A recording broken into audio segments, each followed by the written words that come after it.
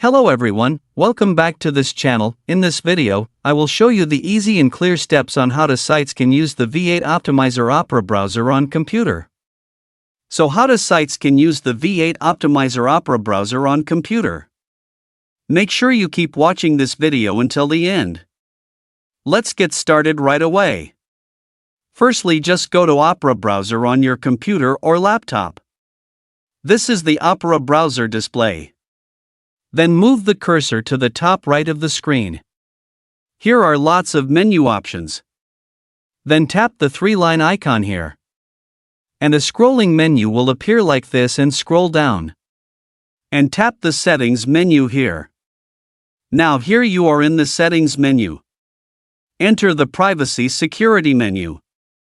Now here you are in the privacy security menu. And then tap the security menu. And it will appear like this.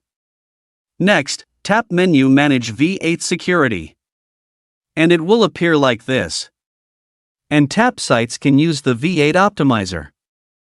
This feature allows websites to use V8 Optimizer in Opera browser on computers to improve speed and performance. So that's it, the tutorial how sites can use the V8 Optimizer Opera browser on computer. Thank you for watching. I hope this video is useful. See you in the next video.